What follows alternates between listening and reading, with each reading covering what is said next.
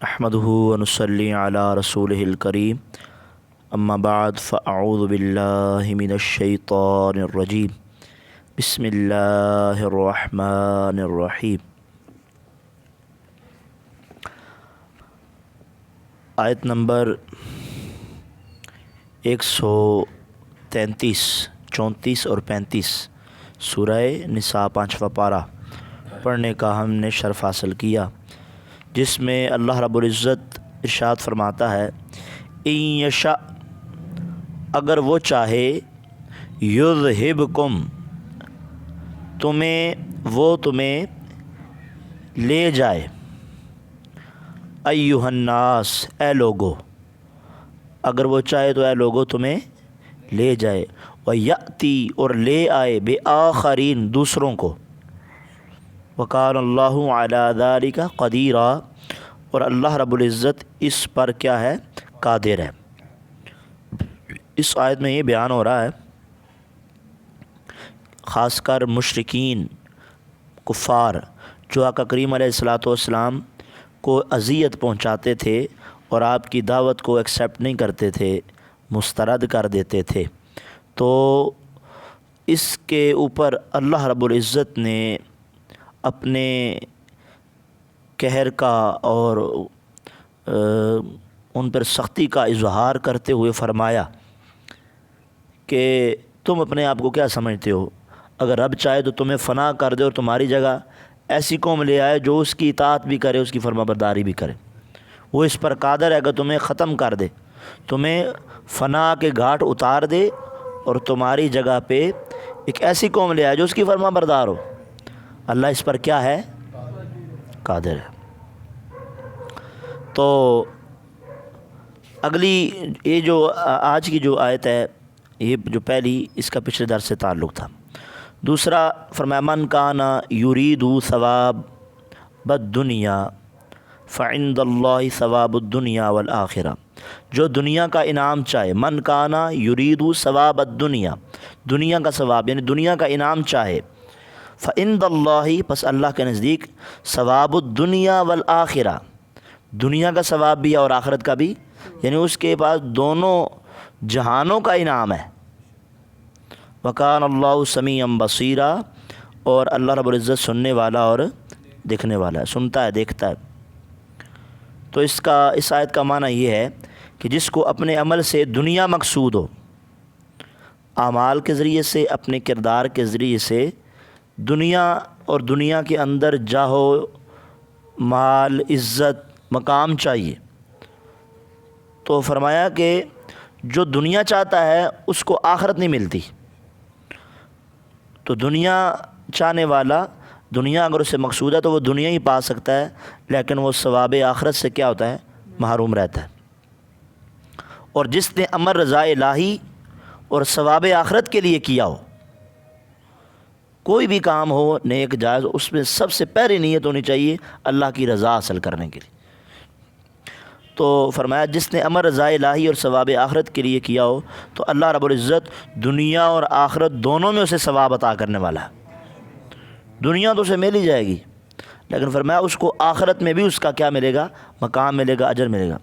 اور جو شخص صرف اللہ رب العزت سے فقط دنیا و آخرت کی بلائی، صرف دنیا کا طالب ہو، وہ نادان ہے، کم ہمت ہے، خسیس ہے، اس کی سوچ بھی گھٹیا ہے۔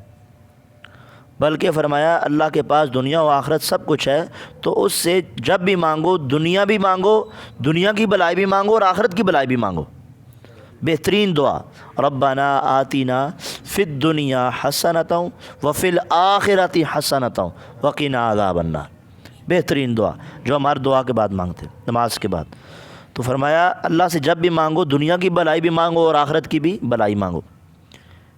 تو اس سے علماء فرماتے ہیں یہ معلوم ہوتا ہے کہ نہ تو دنیا کو اپنا اصل مقصود بنایا جائے کہ آخرت کو فراموش کر بیٹھے، آخرت کو بھول بیٹھے، یہ بھی نہیں ہونا چاہیے، اور نہ بالکل دنیا ہی چھوڑ دے، ترک دنیا کر دینا، یہ بھی درست نہیں ہے۔ دنیا ہی چھوڑ دے اور جدا ہو کے، الگ تھلگ کے ہو کے بیٹھ جائے، یہ بھی اللہ کو پسند نہیں ہے، ٹھیک ہے۔ تو جب دنیا کے ساتھ نہیں ریلیٹڈ کام کرے گا، دنیا میں دنیا کے معاملات کو چھوڑ دے گا، تو بندوں کے حقوق کیسے پورے کر پائے گا؟ والدین کے حقوق کیسے پورے کر پائے گا؟ بیوی بچوں کے حقوق کیسے پورے کر پائے گا؟ ہمسایوں کے رشتہ داروں کے حقوق کو کیسے پورا کرے گا؟ تو فرمایا کہ بالکل دنیا ترک کر دینا یہ بھی صحیح نہیں ہے، اور بالکل آخرت کے ہی بجنا والا دنیا بالکل چھوڑ ہی دینا یہ بھی صحیح نہیں ہے۔ تو اصل یہ ہے کہ دنیا کے اندر رہتے ہوئے جو بھی کام کرے اس کا جینا مرنا اٹھنا بیٹھنا کھانا پینا کمانا سارا اللہ کی رضا کے لیے ہونا چاہیے، اور ساتھ ساتھ دنیا کے کام ہو رہے ہیں۔ علماء کرام نے ایک مثال دی ہے، خاص کر جو لوگ دیندار ہیں، علماء، محدثین، مفکرین، مفتیان کرام، مؤذنین، امام و خطیب۔ اب یہ وہ لوگ ہیں کہ جن کو یہ نہیں کرنا چاہیے کہ بھائی یہ میں امامت اس لیے کر رہا ہوں کہ مجھے تھوڑا بہت اجارہ مل جائے گا یا مؤذن، نہیں، بلکہ آج کل کا دور دیکھا جائے، میں حدیث تفسیر میں پڑھ رہا تھا، اس وقت علماء فرماتے جب تفسیریں لکھی گئی پرانے، تو اس دور کا بھی انہوں نے حساب لگایا، کہا کہ تنخواہ تو ہوتی کچھ نہیں ہے جو دنیاوی معاملات کو دیکھا جائے، کہ آج کا اگر دیکھا جائے تو دودھ اور آٹا پورا نہیں ہوتا، بچوں کو پڑھانا دیگر معاملات آپ کے سامنے ہیں، مؤذن ہوتے ہیں جو مسجدوں میں یا خطیب، لیکن وہ اصل مقصد ان کا کیا ہوتا ہے؟ آخرت۔ کیا ہوتا ہے؟ آخرت، کیونکہ اصل انعام تو ان کا آخرت میں ملنا ہے، کہ حضور نے فرمایا ان اطول الناس یوم القیامت اعناقا، اس طرح کی ایک روایت ہے او کما قال علیہ السلام، کہ قیامت والے دن جو مؤذن ہوں گے میری امت کی، ان کی گردن سب سے زیادہ لمبی ہوگی، یعنی گردن اس معنی میں کہ عزت اور جلال کے اعتبار سے، مقام و مرتبے کے اعتبار سے وہ واضح طور پر پہچانے جائے کہ یہ حضور کی امت کے مؤذنین ہیں۔ جب مؤذنین کی یہ شان ہے تو پھر ائمہ کا مقام کیا ہوگا، علماء کا مقام کیا ہوگا، جنہوں نے ساری زندگی دنیا کے اندر رہتے ہوئے دین کو ترجیح دی، دین کی خدمت کی، کتابیں کسی نے تفسیر لکھی، کسی نے حدیث کی خدمت کی، کسی نے لوگوں کو پڑھایا، دین سکھایا، تو ان کو کتنا مقام ملنے والا ہے۔ تو ان کو بھی فرمایا جا رہا ہے کہ تم نے یہ نہیں دیکھنا چلو دنیا میں، حالانکہ ہے اس کے مقابلے میں کچھ بھی نہیں ہے۔ اب بعض لوگ، علماء نے بھی لکھا ہے تفسیر میں، علامہ غلام مسعود سعیدی صاحب نے بھی نقل کیا ہے، کچھ لوگ سرکاری جو ہوتے ہیں نا ملازم، وہ کہتے ہیں لو، یعنی وہ علماء پر ائمہ پر تان کرتے ہوئے، زبان لمبی دراز کرتے ہوئے کہتے ہیں اے چندیاں دے، چندے لیندے نے ساڈے، ہاں جی۔ اب ان کو پوچھا جائے تیری عرشوں آندی تنخواہ، تیری کتوں آندی؟ ذرا غور کر، تیرا بھی جڑا تنخواہ آندی ٹیکس لوکاں دے جمع ہو گئے تے تیرے وال تنخواہ جاندی ہے، لیکن تو دنیا دی ڈیوٹی کر رہا ہے تے نال آخرت دی بھی کر رہا ہے، تو دنیا میں ہی لے رہا ہے لیکن آخرت دا ذخیرہ بھی کٹا کر رہا ہے، ٹھیک ہے۔ تو ان کو شرم نہیں آتی کہ تمہارا کون سا کہیں اسپیشل پیکج لگا ہوا ہے، شرم آنی چاہیے ایسی باتیں کرتے ہوئے۔ تو فرمایا ان کے لیے ثواب دنیا بھی ہے اور ثواب آخرت بھی ہے، وہ انعام بھی ان کو ملنے والا ہے۔ تو انگریزی کا پروفیسر یہ نہ سمجھے کہ میں بڑا کامیاب ہو گیا ہوں، مولوی تو جناب والا محلے والوں کے چندے سے تنخواہ لیتا ہے، تو اس کو یہ پتہ ہی نہیں ہے کہ معاشر میں اور قبر میں انگریزی نے نہیں بچانا تو یا قرآن نے بچانا ہے یا نبی کے فرمان نے بچانا ہے۔ اس وقت جو آج فرافر انگریزیاں بولتے ہیں اور علماء پہ تان کرتے ہیں لبرل، یہ ان کو بھی اس وقت ان علماء کی ضرورت ہوگی، جنت میں جا کے بھی اگر حاجت پڑے گی تو علماء کی حاجت پڑے گی، جنت میں جا کے بھی اگر کسی کو حاجت ہوگی تو علماء کی حاجت ہوگی، حالانکہ جنت میں جا کے کسی کو حاجت ہوگی، تو فرمایا جنت میں جا کے بھی اگر کسی کو ضرورت پڑے گی تو علماء، وہ لوگ پوچھیں گے علماء سے کہ بتاؤ جی ہونا سی رب کو لوگ کی منگیے، ہونا سی جنا ساڑی رہنمائی فرماؤ۔ تو علماء کرام جو ہوتے ہیں، حقیقت میں جو علماء ہوتے ہیں، اللہ والے جو ہوتے ہیں، وہ ان کی بڑی شان ہے، ان کا بڑا مقام ہے۔ علماء فرماتے ہوتے ہیں یہ محلے کی ذمہ داری ہوتی ہے کہ محلے والے ہی مسجد کو سنبھالیں، ان کی ذمہ داری، مسجد کو بنایا تو مسجد کو آباد کریں، لیکن اتنی صلاحیت محلے والے پورے میں کسی کی نہیں ہوتی کہ آگے مسجد کو سنبھال سکے، لوگوں کو دین سکھائے، لوگوں کو نماز پڑھائے۔ یہ مفتیان کرام کے الفاظ ہیں جو میں آپ تک پہنچا رہا ہوں، ان میں سے کسی کے اندر اتنی صلاحیت نہیں ہوتی کہ صحیح طرح سے فرائض و واجبات کا خیال رکھتے ہوئے مصلی رسول کو سنبھالے اور اپنے محلے کی مسجد کو سنبھال سکے، اتنی جرأت نہیں ہوتی۔ تو پھر کیا ہوتا ہے جی، باہر سے بندہ منگوایا جاتا ہے، کوئی عالم، کوئی جو صلاحیت رکھتا ہو کہ آپ آگے ڈیوٹی کریں، تو بتاؤ وہ نوکر ہوا یا محسن ہوا؟ وہ محسن ہوا نا، وہ تو ان کی ساتھ بھلائی کر رہا ہے، نوکر تو نہیں ہے ان کا، اور تھوڑے وچ تے کسی دی صلاحیت ہی نہیں سی، باہروں بندہ آیا اس نے مقرر کیتا ہے، تو اس کے ساتھ اب نوکروں والے معاملات نہیں ہونے چاہیے بلکہ محسنوں والے جناب والا ان کے ساتھ معاملات ہونے چاہیے.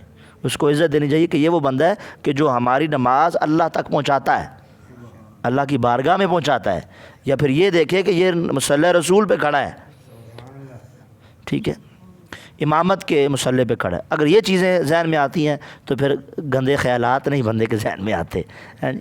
تو بتانے کا مقصد یہ تھا، جو علماء نے بھی اس کو اٹیچ کیا ساتھ میں، کہ یہ صرف دنیا نہیں دیکھتے. دنیا اگر آپ کو یہ بالکل کھلے عام کہہ رہا ہوں، آج اگر صرف تنخواہ کو دیکھا جائے اور پابندی کو دیکھا جائے تو میں کہتا ہوں ایک بندہ نہ آئے اس طرف، اس شعبے کی طرف.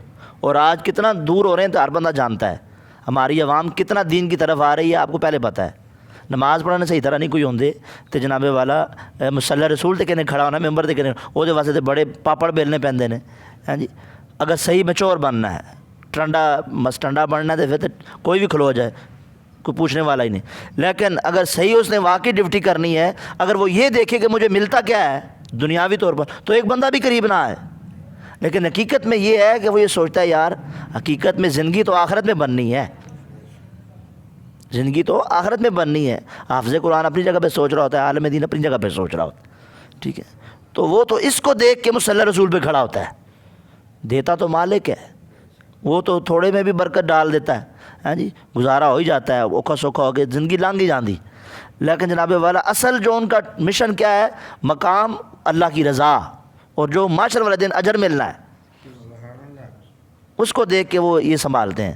نہیں تو آج کل جو معاملات ہو رہے ہیں قریب ہی کچھ نہ آئے، بلکہ اکثر علماء وہ دور ہو گئے اس سے، اور شعبوں میں دین کا کام کرتے ہیں لیکن وہ جناب والا کوئی اور طریقے سے کر رہے ہیں، اس شعبے میں نہیں آتے. خاص کر کیوں؟ پابندی زیادہ ہے اور تانے زیادہ، پابندی زیادہ ہے اور معاملات زیادہ ہے اور تانے بھی ساتھ ساتھ ہیں، اور آسائشیں سہولتیں وہ کم ہیں اور تانے زیادہ ہیں.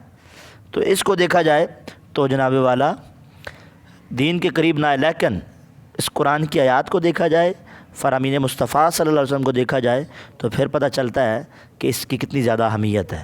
اور اس کو جاہل آدمی نہیں سمجھ سکتا، اس کو جس کے دل میں دین کا درد ہو وہ سمجھ سکتا ہے. ٹھیک ہے، اتنی بات کافی ہے. فرمایا یا ایھا الذین آمنوا، اے ایمان والو، کونو، ہو جاؤ. اگلی آیت جی، قوامین، قائم ہو جاؤ جی، کس پر؟ بالقسطی، انصاف کے ساتھ. شہداء، گواہی دیتے ہوئے انصاف پر قائم ہو جاؤ. شہداء للہ، اللہ رب العزت کے لیے. ولو علی انفسکم، اگرچہ یہ گواہی تمہیں اپنے جان کے اوپر دینی پڑے، یعنی اپنے خلاف دینی پڑے. اول والدین، یا والدین کے خلاف دینی پڑے. والاقربین، یا قریبی رشتہ داروں کے خلاف ہی کیوں نہ دینی پڑے.